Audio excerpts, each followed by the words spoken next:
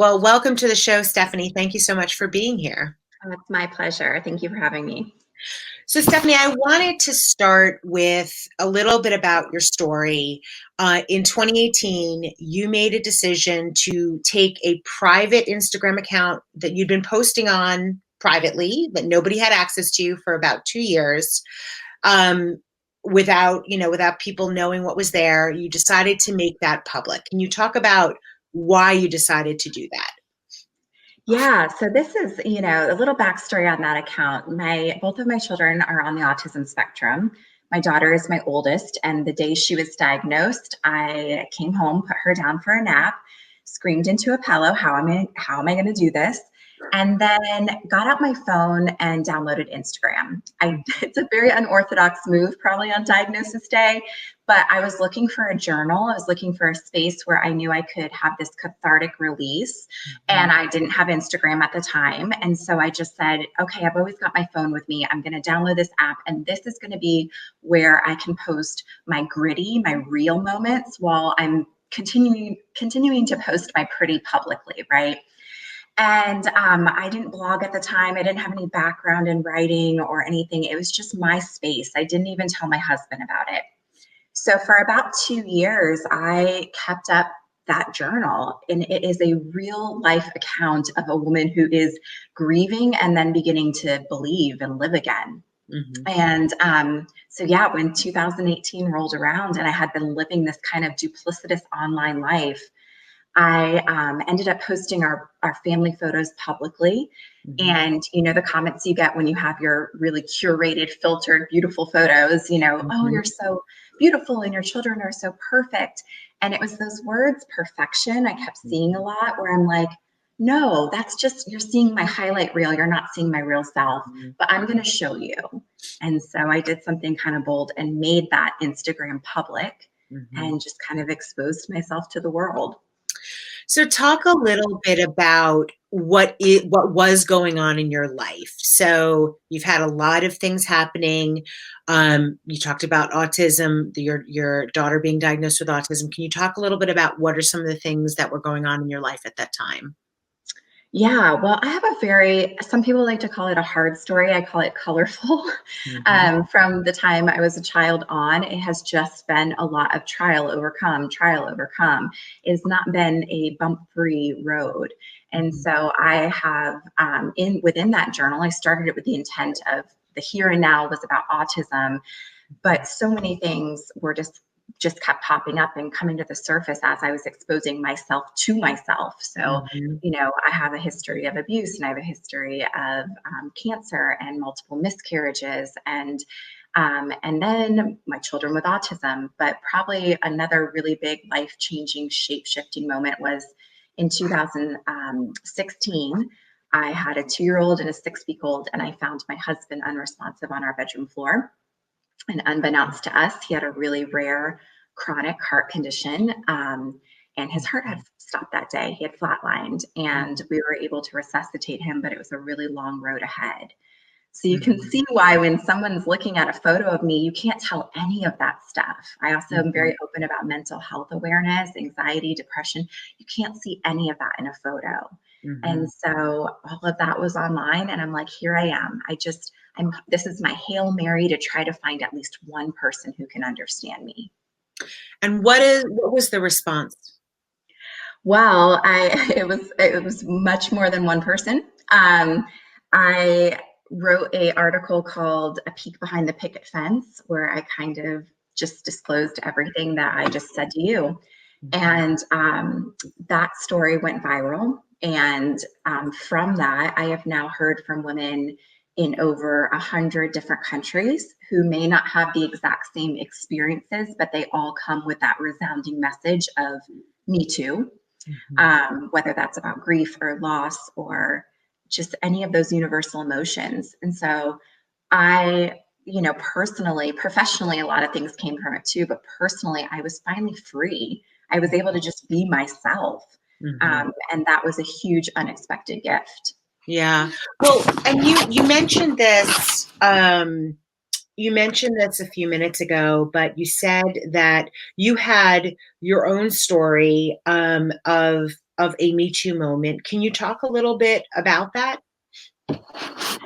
Yeah, I always really admired authors and educators because I just wanted to find people like me.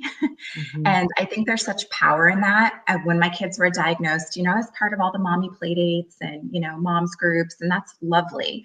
mhm. But then when you have these like life-changing, life-altering circumstances, Yeah. it's hard because people are so well intended, right? They want to love you and they want to comfort you, but they don't get it. So I Mhm, always talk about having my Me Too friends or my I get it friends, girlfriends, because there's such power in being able to say, I get it, instead mhm. of I can't imagine what you're going through. Yeah. And they can't. And that's pure and well intended, Mhm, but it also leaves the person on the receiving end of feeling a little empty. Like, yeah, you can't. I've got to find people who understand. mhm. So the experience, so this happened to you when you were younger, right? It wasn't right around the time that you started to tell people more openly what was going on with your children and with your husband. So this happened in your youth. It happened when you were younger. Oh, yes. So you're talking specific Me Too. Yeah. Yes. So I was abused by my father at 3 years old and then have no relationship with him since. And then in high school, I had an incident with statutory rape, although consensual. That's not consensual when you're a minor. Mhm, And so I had this really warped misunderstanding of what, um, you know, really what consent is and what, mhm, love and bodily respect and all these things are, because you're so young. I mean, laws are in place for a reason. mhm, And I think I can say that with, you know, ease now. There's so many years that I associated shame to those incidents. mhm, And that's the shameful part, that the victims are having to mhm, stay quiet mhm, and suffer silently when there's so mhm, many other people out there who have experienced the same. And mhm, I'm not doing any thing revolutionary by speaking up. I'm just mhm, standing on the shoulders of women who have come before me who have mhm, similar experiences mhm. and just saying, you know, you can survive this. And one of the ways you can do that is by sharing, Yeah. because then you're going to find people, as we saw with the Me Too movement, who have experienced the same. And there's really power in those collective voices coming together.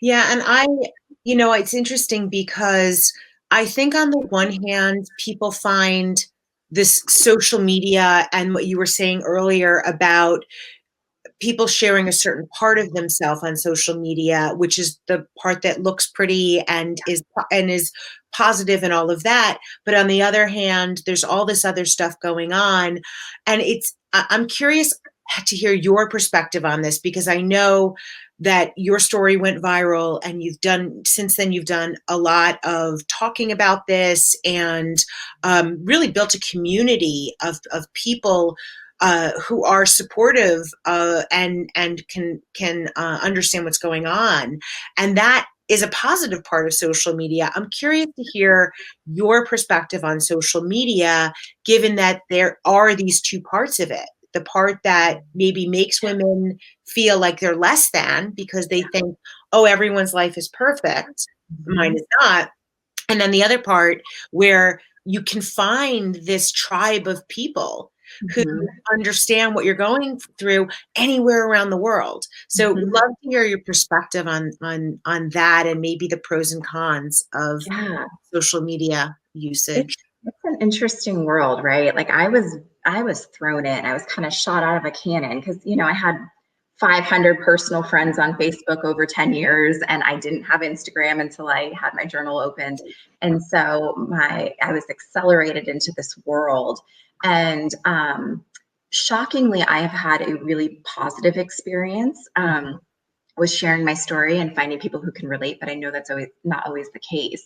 I mhm, think as a culture, we have just been conditioned to like post our pretty and conceal our cracks at any cost. mhm, And I think there's still a great deal of work to be done. I know that there are really authentic accounts to be followed, but that is not the gross majority, I would say. If I scroll through my news feed, I also see that there are women curating their lives that are getting hundreds of thousands of more likes and follows than people who are being authentic, right? And so what message does that send to Mhm. that, to especially to our younger generation, who are just, so much of their life is in the online world? So we have a great deal of work to be done. I think I find it like, it's hard for women as they age to find probably friends in real life too. I kind of feel that way about social media. Like, you have to sift through to kind Mhm. of find the authentic, real, relatable ones. Yeah. And that's how I feel about browsing the internet. Like, you're Mhm. not going to always get the right people that you need right away. Mhm. Mhm. So it sounds like, from your perspective, you really, social media can be a force of good for good.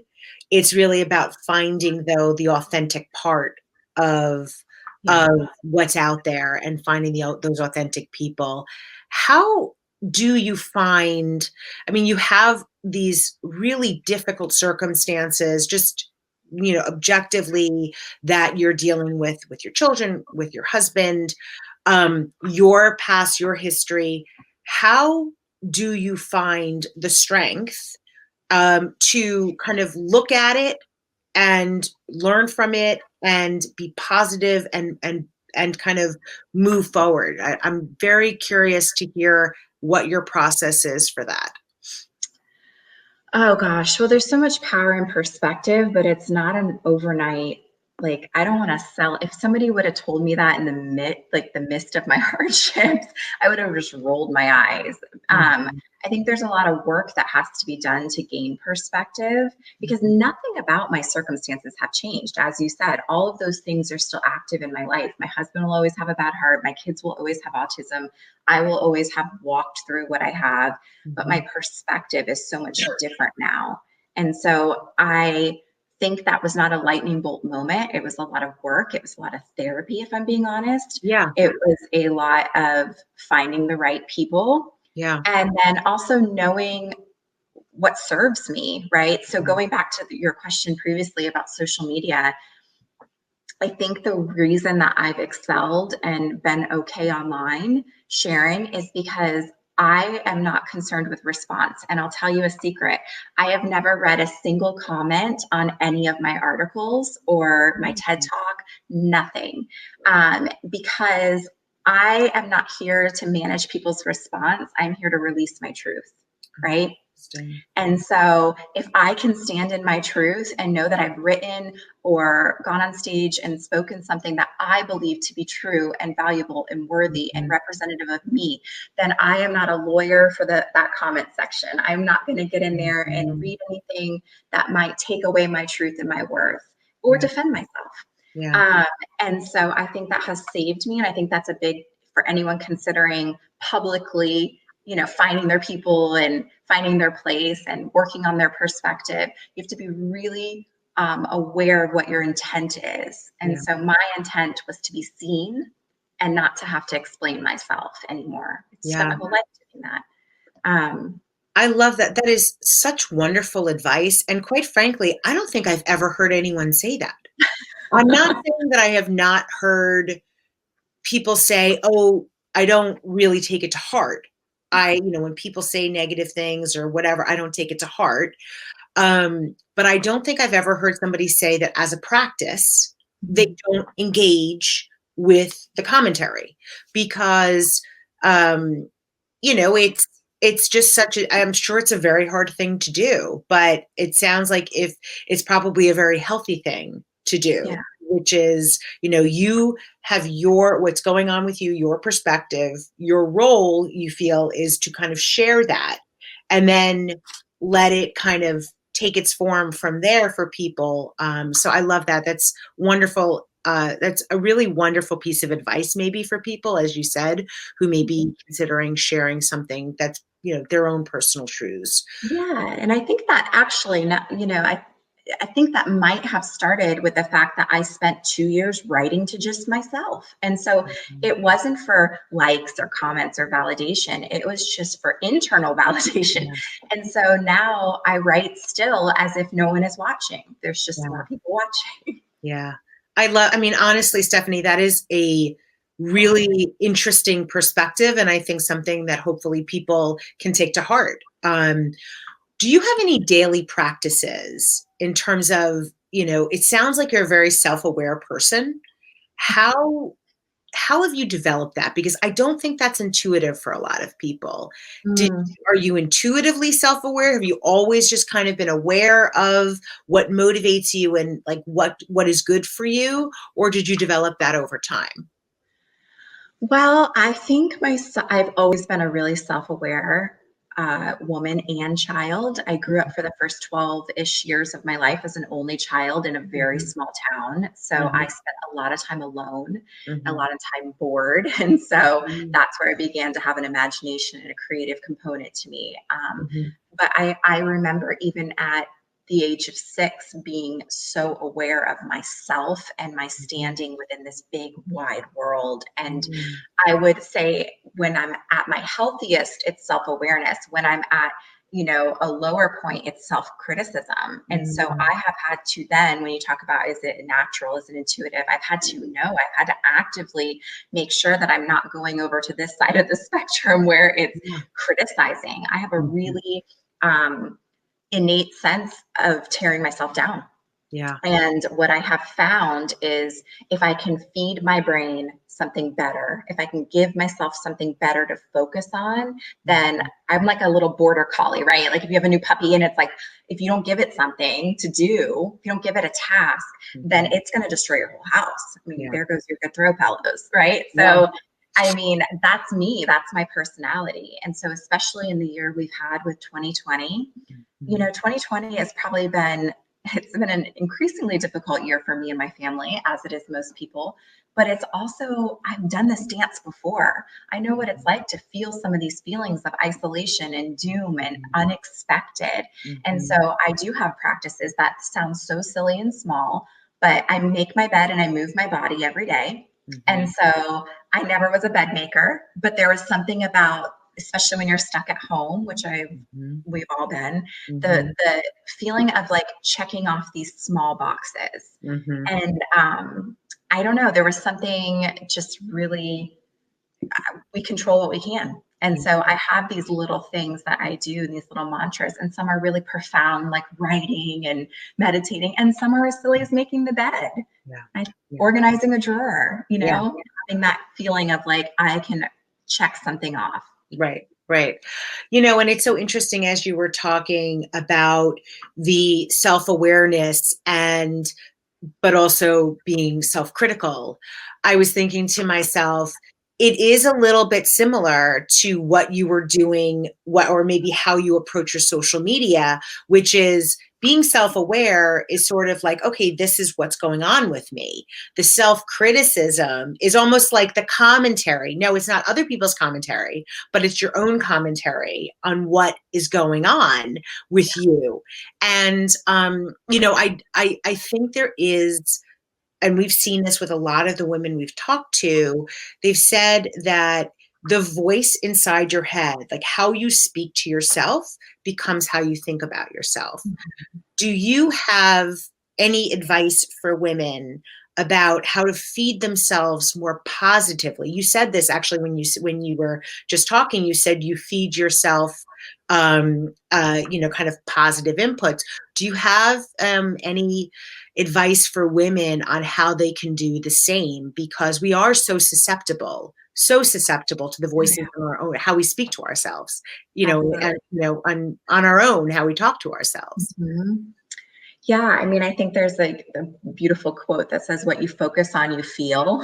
And so, Mm, I mean, right? And so, where are you drafting your attention towards? And so, and man, it's a large bit of like cognitive behavioral therapy, right? Where it's like, this thought's going to come in, I'm not good enough, right? And then I have to retrain my brain to say, but yes, I am. I'm a mother and I'm a wife and I'm a woman and I'm a writer and like, and so, and you rely on past precedent. I do that a lot. Like, okay, but you Mhm. have survived this before, Mhm. right?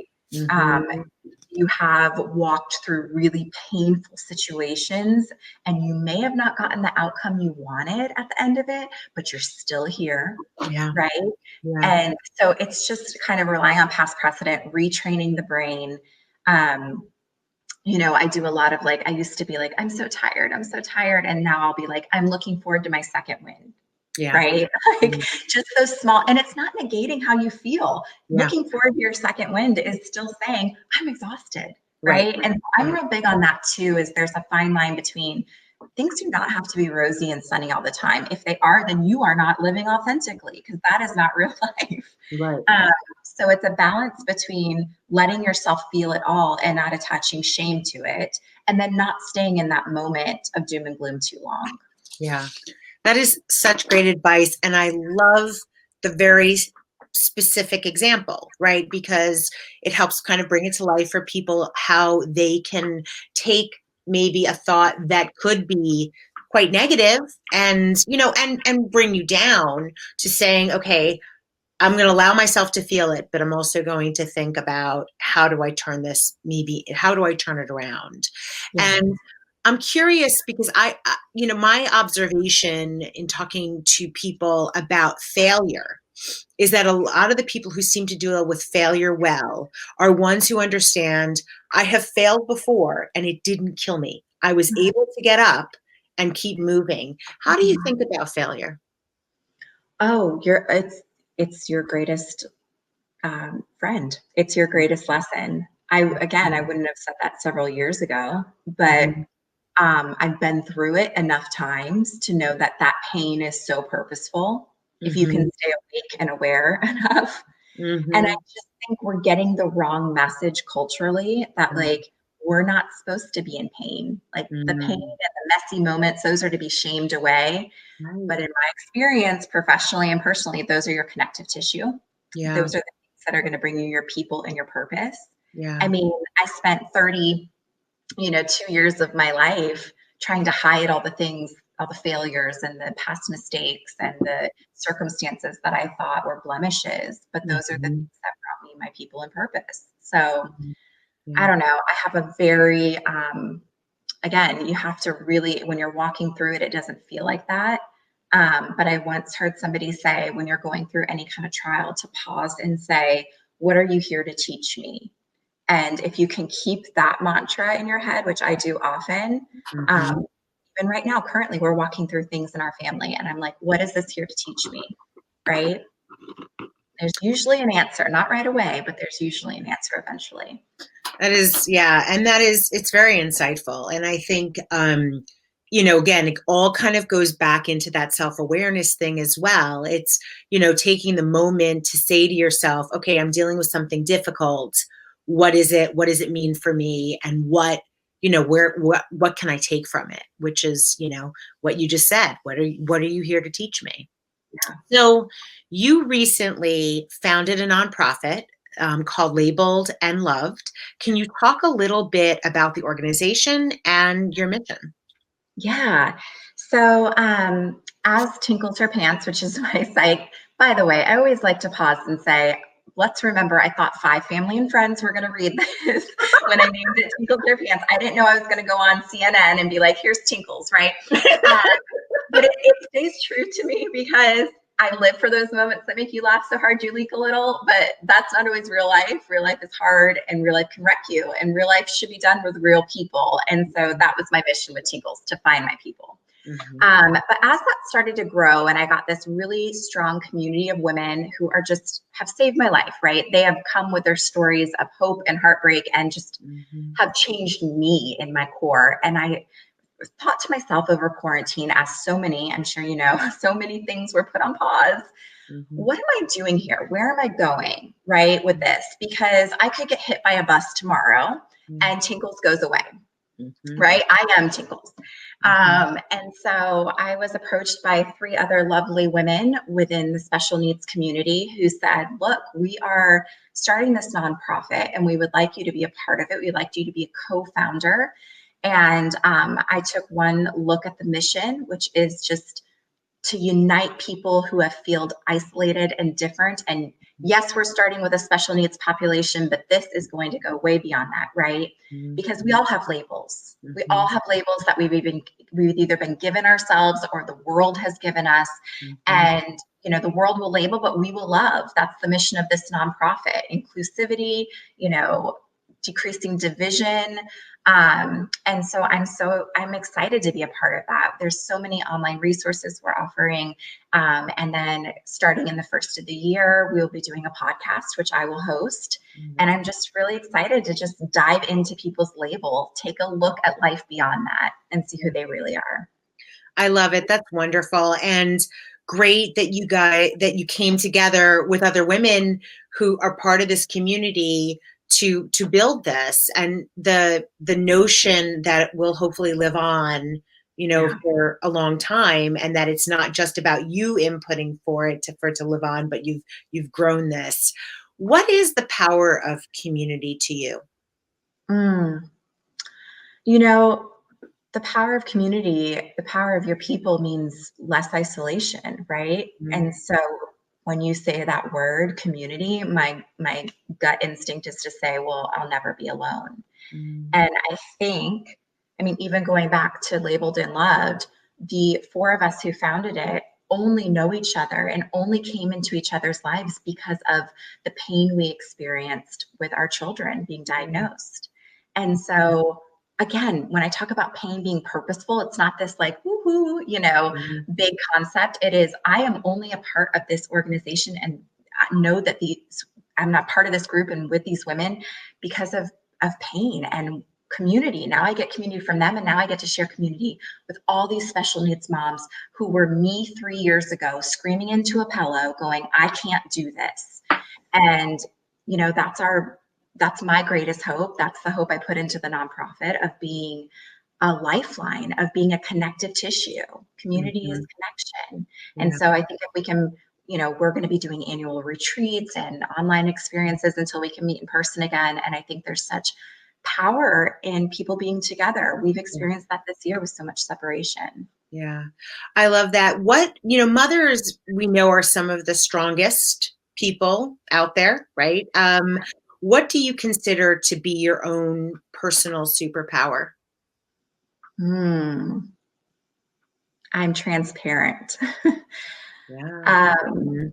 Yeah, I think mothers are definitely strong, but going back to my own personal experience, we also have either self appointed or been given this label by the world that we are strong. And that means we can't be honest, we can't crack, we can't say we're having a bad day. When we go to the play date, we have to say, I love motherhood. Everything's great. It's the best thing that's ever happened. I'm so fulfilled, aren't you? And I remember prior to any of this happening with my story going viral, going to those playdates and just wanting to be like, I'm not enjoying this. This is hard. I Mhm. don't understand. I'm exhausted. I'm Mhm. overtouched. This is affecting my marriage. And nobody was saying that. And Mhm. nobody was saying that. And now I know they were all feeling it. And Mhm. so I think a superpower is transparency. I wish so many years ago I would have just said, yeah, I love my kids. That's a given, but this is really hard. How about you? Yeah. And just letting other people have that bridge to say or feel maybe the same and express it. Yeah, and you mentioned earlier that your daughter had been diagnosed with autism. I'm curious to hear, what did you think about autism before versus now, what you know about to be true about autism? Like, are there differences there, Oh, now that you learn so much more? yeah, absolutely. I didn't know a single person with autism when my daughter and then my son shortly thereafter was diagnosed. And I had this misconception of what's out in the media, right? Like we grew up with like Rain Man, Tom Cruise, like spinning in circles, Mhm. institutionalized forms of autism. Mhm. And that is not the case. My kids are both verbal, they're very social, their brains just work in different ways. Mm-hmm. And so that was also a big initiative for me too, is Campbell and Eli, my children, when you meet them, they will look you in the eye, they will hug you, they will do a lot of things that people don't think kids with autism can do. They're very empathetic. Mm-hmm. Um, and so it was really important for me, and they can share, in the future, they can maybe choose to share their story or not. Mm-hmm. But right now, it was so important for me to lift that veil and say, this is what autism looks like, Mm-hmm. right? And we can still do so many incredible things with our children in Mm-hmm. our lives because this is a diagnosis you can live with. And Right. how lucky are we? Mm-hmm. Because there's a lot of families whose children and themselves get diagnosed with things that are not going to have a great prognosis. Mm-hmm. This is just who they are. Mm-hmm. Yeah, and then, so how did you make the determination, your daughter first, that you thought there might be something with that she might have autism, and what prompted you to go seek medical advice? I think it's funny you brought up self awareness because I remember the doctor using that word with me early on with my daughter. They're like, if you weren't so aware, I don't know that you would have brought her in this early. But Mm-hmm. Campbell was just this brilliant child. And that's not, doting first time mom talk. It's just truth. I mean, at 13 months old, she was speaking in complete sentences. She could count by fives and tens. She was, very social, very engaged. But about 18 months, we were opening Christmas presents and she started flapping, which is a kind of more of a characteristic sign of autism. Mm-hmm. And she was growing a little more rigid. I was seeing that she was having these huge breakdowns to simple things falling out of place, like a lost Mm-hmm. Happy Meal toy or an episode of Sesame Street getting erased. And so my antennas kind of went up. And then Mm-hmm. also being so self-aware, I was part of these playdate groups, right? So I'd watch the other kids. And, we used to go to this mommy and me workout class. And after the class, all the kids would kind of stay together, stay somewhere near their moms. And Campbell would just be off walking the mall. She would never look back for me. Mm-hmm. And so I started to kind of compare, right? Comparison can be a slippery slope. But Mm-hmm. in this case, it served me well, going, I think developmentally there might be something different. Mm-hmm. And I got the brush off for about a year. Nope, she's just brilliant and quirky. And by the time she was 3, she was showing and presenting a little more classic signs of autism. Mm-hmm. Okay, but you picked up on it earlier again because you were plugged in, you were thinking about it. Yeah, Um, absolutely. so you do you have any advice that that you would give to your younger self? You've been through this. You're still so young, right? You're only 35, but you've had a lot of life experience. What advice would you give to your younger self, given what you've learned up until this point? I think that the common thread is that there's beauty in plan B. Mm-hmm.